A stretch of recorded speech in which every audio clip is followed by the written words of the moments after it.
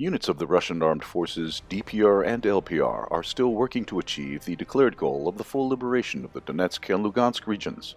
All eyes are now on the city of Mariupol. Fierce street fighting continues there, with daily progress by Russian and DPR forces. Both sides suffer casualties on a daily basis. While clashes continue on the outskirts of the town of Ugledar, which had mostly fallen under the control of the DPR and the Russian armed forces after a series of clashes, the Russian units are surrounding the region from the west. On March 22nd, Russian units took control over the village of Urozhainoe, moving towards the town of Velikaya Novoselka. Units of the 128th Separate Assault Brigade of the Armed Forces of Ukraine deployed in the area had to step back. At the same time, the advance of DPR forces towards Kurakovo continues. According to the Russian Ministry of Defense, last night DPR units destroyed a company of the Ukrainian 53rd Separate Mechanized Brigade and units of the Assault Battalion of the 54th Separate Mechanized Brigade. After several days of fierce clashes, the DPR took control of the villages of Slavnoye, Trudovskaya, Mine Chudovskinstev, and Marinka. They are yet to secure these areas, but these are the first significant successes of the DPR in the area in recent days.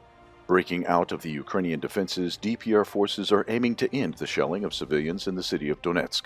As long as Kiev's troops remain near Donetsk and Lugansk, they will continue to intentionally strike civilian targets there.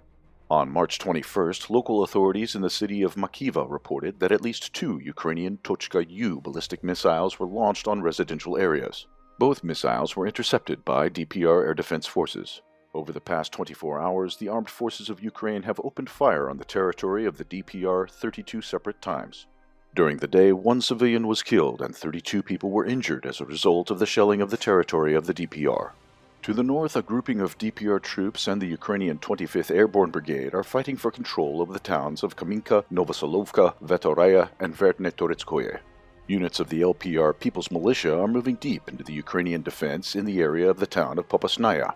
They managed to take control over the settlements of Kalinovo, Novoalexandrovka, Stepnoye, and Boguslavskoye. Units of the 30th Separate Mechanized Brigade of the Ukrainian Armed Forces were forced to slowly retreat. Forces of the LPR and Russia have been advancing in the Severodonetsk-Lysychansk region.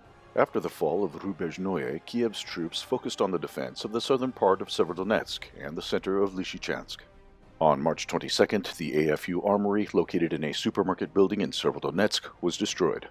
Meanwhile, Russian forces are working to expand their control in the Kiev region in the eastern and western directions from the capital. In the west, Russian units blocked the town of Irpin from the north, west, and south, and besieged the town of Makariv from 3 sides. The highway E40 leading from Kiev city to the west was cut off there.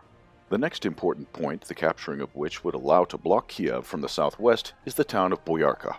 Russian forces are advancing on it from the north and northwest. On the eastern bank of the Dnieper River, positional fighting continued near Borave. Russian forces established full control over the Velika Dmitrivka-Peremoga-Lukashi line. The most active operations are ongoing in the region of Donbas. Advances in other areas play a rather secondary role.